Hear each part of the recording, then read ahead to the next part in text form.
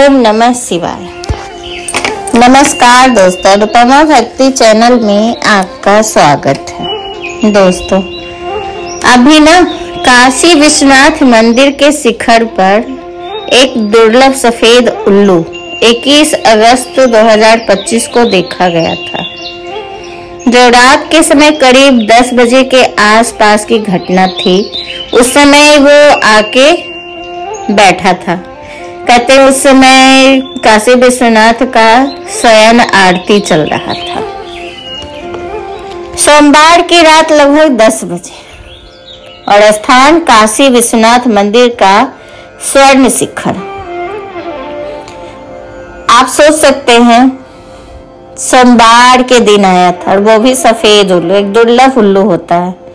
आप तो ऐसे उल्लू कई जगह देखे होंगे, पर सफेद उल्लू एक दुर्लभ प्रजाति का जो आसानी से दिखता नहीं।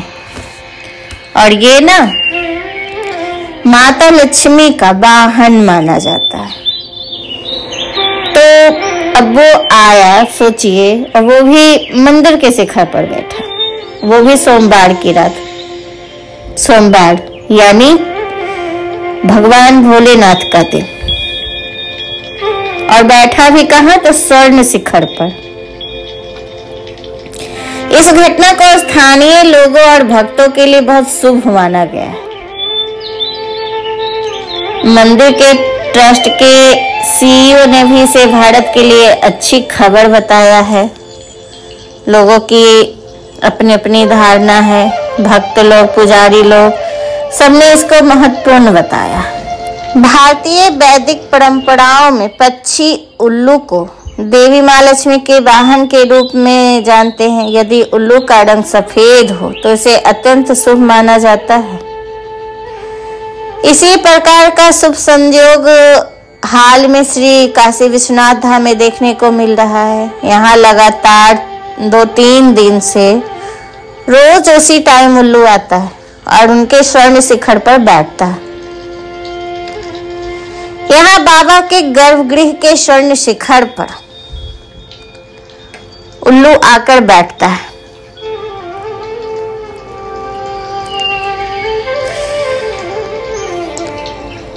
यहाँ उस बनारस में लगातार जो ये आ रहा है, सोमवार की रात से शुरू हुआ और बुधवार तक जारी रहा, तो ये चर्चा का विषय बन गया है।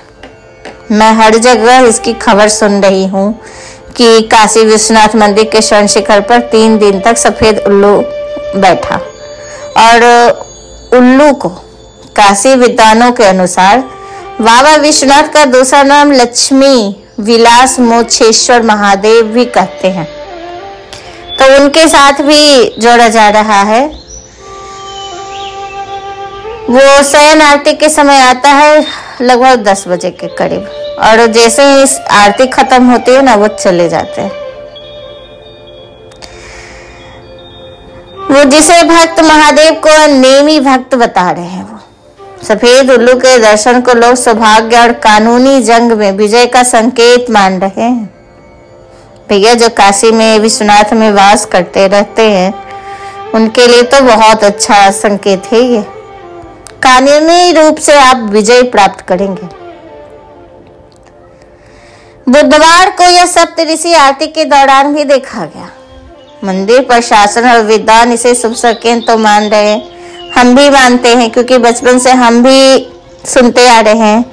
मुझे आज भी याद है कि जब मैं अपने गांव में थी, गर्मियों के दिन में मेरे सामने एक पोल था, खंभा, उस पे हमेशा 2 जोड़ा उल्लू। अब वो सफेद तो नहीं था, रात के चांदनी रात में वो दिखते थे, 2 काले धब्बे जैसे ही।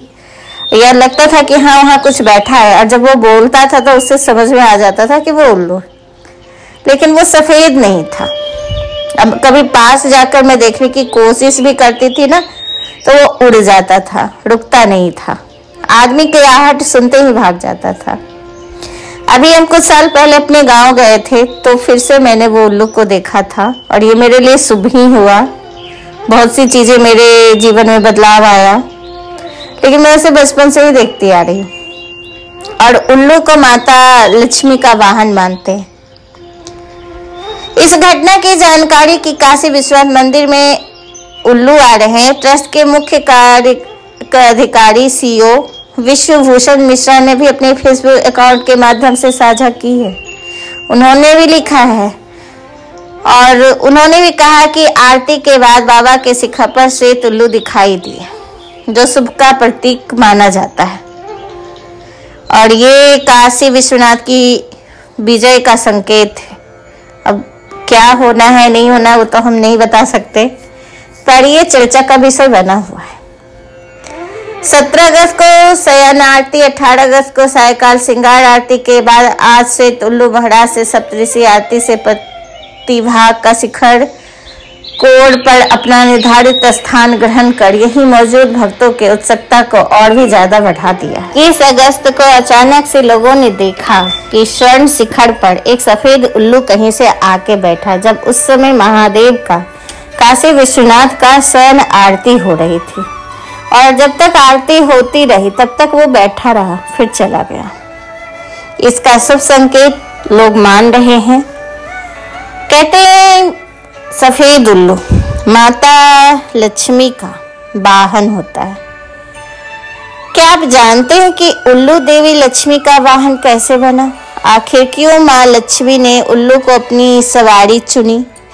इससे जुड़ी कथा बहुत रोचक है, तो आज हम आपको ये कथा कहना चाह रहे हैं। हिंदू धर्म में माँ लक्ष्मी धन की देवी मानी गई है। जिस पर इनकी कृपा हो जाए उसके पास तो क्या भी कहना, धन, ऐश्वर्य, समृद्धि, सुख की कोई कमी नहीं रहती। ये तो सभी जानते हैं ना कि माँ लक्ष्मी की उत्पत्ति समुद्र मंथन से हुई थी और क्षीर सागर से। कहते हैं, मैंने ये सुना है कि विष्णु भगवान और जो हमारे शिव हैं वो जमाई राजा है, क्योंकि आपने भी सुना होगा, कई जगह देखा है कि लक्ष्मी जी का जन्म क्षीर सागर से हुआ। जब समुद्र मंथन हो रही थी ना, तब सागर ने अपनी पुत्री को दिया था जिसे विष्णु ने ग्रहण किया था। और आपने अक्सर ये सुना होगा कि शेषनाग की सैया पे क्षीर सागर में विष्णु भगवान रहते हैं। और वैसे ही आपने ये भी सुना होगा कि माता पार्वती गिरिराज हिमालय की पुत्री थी और भोलेनाथ कहाँ रहते हैं? कैलाश पे।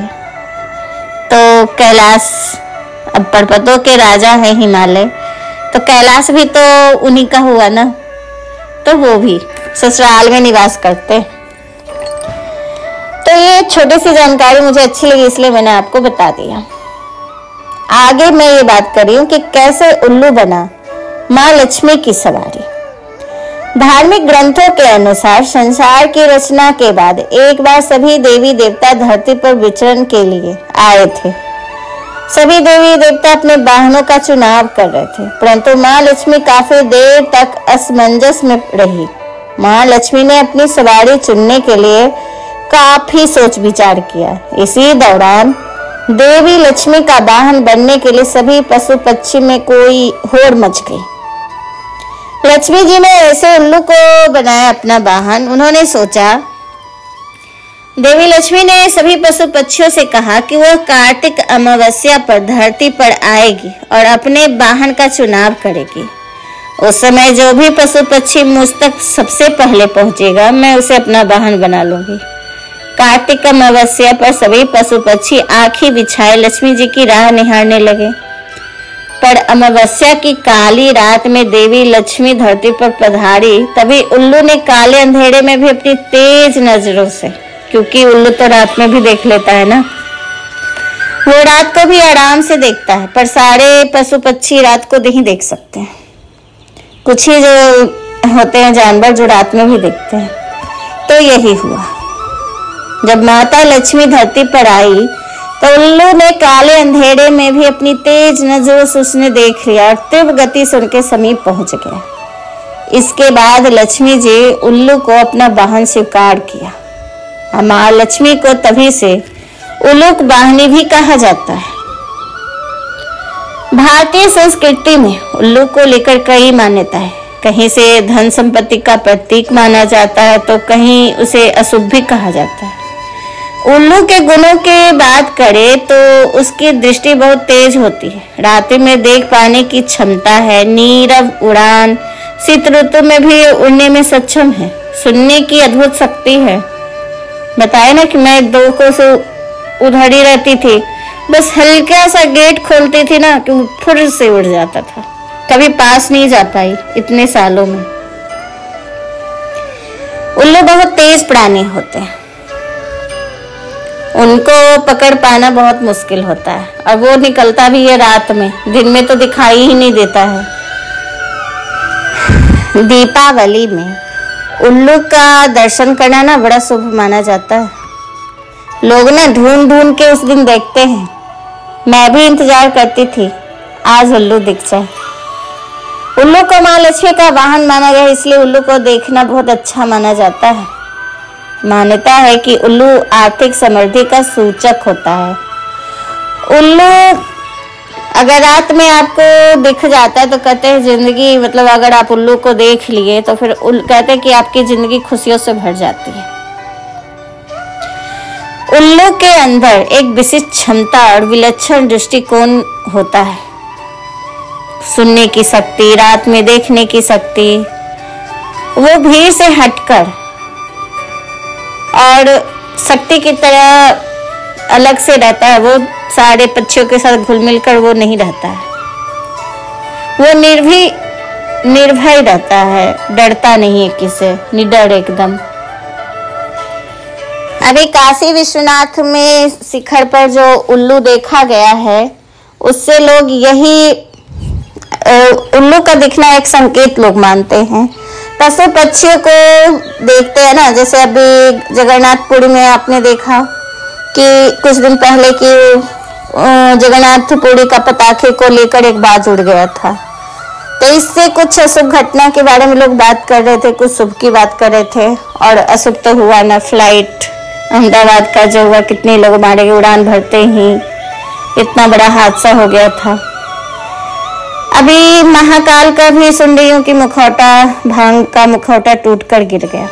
यानी ऐसा माना जा रहा है कि भगवान खुद इस मुखौटे को अस्वीकार कर रहे हैं और इसके बारे में कुछ शुभ अशुभ बातें बोल रहे हैं। अब देखिए क्या होता है। भगवान महाकाल सबकी रक्षा करे। राजस्थान में भी एक मंदिर है विशाल बद्री। वहां के स्थानीय लोग ये मानते हैं कि उस शिखर पर जो पक्षी बैठते हैं उससे आने वाले समय का अंदाजा लगाते हैं, वो संकेत समझते हैं। अभी वहां पे एक तोता इस बार बैठा है तो लोग हरियाली का सूचक मान रहे उसे, तोता को, क्योंकि वो हरा था। अब देखा जाता है खेती बाड़ी इस बार राजस्थान में अच्छी फसल होगी, ऐसा वो लोग अंदाजा लगा रहे हैं। उसी तरह उल्लू का भी संकेत अच्छा माना जाता है। अगर उल्लू सर के ऊपर उड़ रहा हो या आवाज देकर पीछा कर रहा हो तो यात्रा शुभ होती है। पूर्व दिशा में बैठे उल्लू की आवाज सुनने या दर्शन को प्रचंड आर्थिक लाभ का सूचक माना गया है। दक्षिण दिशा में विराजे उल्लू और उसकी आवाज सुनाई दे तो शत्रु पर विजय सुनिश्चित करती है। वो आप शत्रु पर विजय प्राप्त करेंगे। सुबह उल्लू की आवाज सुनना सौभाग्य कारक और लाभदायक माना गया है। ऐसी मान्यताएं कहती हैं और मान्यताएं को ही हम सुनते हैं, मानते हैं। कुछ ना कुछ कारण से ही बनाई गई होगी ये सब चीजें। हमारे पूर्वज बहुत ज्ञानी थे। आज हम लोग विज्ञान की तरफ भागते हैं, दूसरे देश में जाकर सीख के आते हैं और भी उसको हम विज्ञान बोलते हैं। पर हमारे पूर्वज जो थे वो ज्ञानी थे। उन्होंने ग्रंथों और भगवान से जोड़कर वही सब चीजें बनाई थी जो आज विज्ञान कर रहा है। हमारे ग्रंथों और वेदों को पढ़ पढ़ के ही विज्ञान का नाम बस दे दिया गया है। और वही सब अगर सोचा जाए, देखा जाए गहराई में जाके, तो मिलता जुलता है। चंदा मामा वैज्ञानिक ने बताया ना कि हमारी पृथ्वी से एक कोई चीज टकराई जिसकी वजह से चंद्रमा टूट कर गई, वहां छिटक के चली गई एक टुकड़ा, पृथ्वी का वो टुकड़ा। तो हो सकता है शब्द अलग अलग हैं पर भावनाएं एक जैसी। कहते हैं कि अगर गर्भवती स्त्री उल्लू का स्पर्श कर ले तो उसकी होने वाली संतान श्रेष्ठ होती है। उल्लू से यदि किसी गंभीर रूप से बीमार व्यक्ति का अकस्मात स्पर्श कर ले तो उसके स्वास्थ्य में सुधार होने लगता है। यदि उल्लू किसी को अन्यथा छू ले तो उसका जीवन आनंद से बीतता है। हर प्रकार से उल्लू हमारे लिए शुभ माना गया है। और भाई शुभ तो होगा ही, वो लक्ष्मी का वाहन है और जिसके पास लक्ष्मी है उसके पास सब कुछ है। आप देखते होंगे लक्ष्मी, जो मूर्ख भी होता है ना और उसके पास लक्ष्मी आ जाए फिर सब लोग उसकी इज्जत करने लगते हैं। पर एक सरस्वती, जहाँ ज्ञानी लोग रहते हैं ना, उनकी तरफ भी लोग ध्यान नहीं देते। पैसे का बोलबाला है, कलयुग है ये। जिसके पास पैसा है उसके पास सब कुछ है। तो भाई लक्ष्मी का वाहन उल्लू है तो अच्छा तो हर चीज होगा ही ना। माता लक्ष्मी के पास कई वाहन है। वो जहां भी जाती है स्थिति के अनुसार इन वाहनों का उपयोग करती है। माँ उन भक्तों के पास उल्लू पर जाती है जिनके पास धन की पूजा करते हैं। धन के लिए आप माता लक्ष्मी की पूजा करते हैं तो वो उल्लू पे सवार होकर आती है। माँ हाथी पर सवार होकर उन लोगों के पास जाती है जो उनकी सच्चे मन से पूजा करते हैं, लेकिन नारायण के बिना, जिससे उनका वरदान आधा हो जाता है। जहाँ हाथी शक्ति का प्रतिनिधित्व करता है और शक्ति देता है, वहाँ यह सोच रहती है कि वह नारायण के बिना लक्ष्मी को संभाल सकता है, तो वहाँ पे वो हाथी के बिना जाती है। माता लक्ष्मी का शेर पर सवार होना युद्ध के लिए माना जाता है। कुछ राक्षसों को दंडित करने के लिए उन्होंने शेर पर सवारी की थी और इसको बहादुरी का प्रतीक मानते हैं। माँ अपने प्रिय हरि के साथ गरुड़ पर सवार होकर उन भक्तों के पास जाती है जो उनकी सच्चे मन से पूजा करते हैं और उन्हें वैकुंठ ले जाती है, जहाँ गरुड़ भक्ति का प्रतिनिधित्व करते हैं। जब आप गरुड़ पर सवार माता लक्ष्मी को और विष्णु भगवान को देखेंगे तो इसका मतलब होता है कि आप सीधे वैकुंठ जाना चाहते हैं। तो उल्लू पे सवार अगर माता हो तो उसको धन की लक्ष्मी मानते हैं। धन के लिए अगर आप पूजा कर रहे हैं तो उल्लू पे सवार माता का ही पूजा करें या फिर गज लक्ष्मी का, यानी हाथी पे सवार। वो बिना नारायण के ही आपके पास वरदान देती है और इसका मतलब होता है कि आप में वो शक्ति है कि आप लक्ष्मी को संभाल सकते, धन को संभाल सकते। तो ये जानकारी आपको कैसी लगी हमें जरूर बताइएगा। और हमारे काशी विश्वनाथ के विद्वानों ने, ये ज्योतिषियों ने ये अनुमान लगाया कि आने वाला समय बहुत अच्छा होगा। 2025 इस साल अच्छा नहीं हुआ, कई घटनाएं घटी। तो हम भी आशा करते हैं और भगवान से प्रार्थना करते हैं कि 2026 या इसके बाद आने वाला समय, जो बुरा वक्त गुजर गया तो गुजर गया, लेकिन आगे का समय अच्छा ही अच्छा हो। मेरा वीडियो आपको सुनने के लिए बहुत बहुत धन्यवाद। नमस्कार।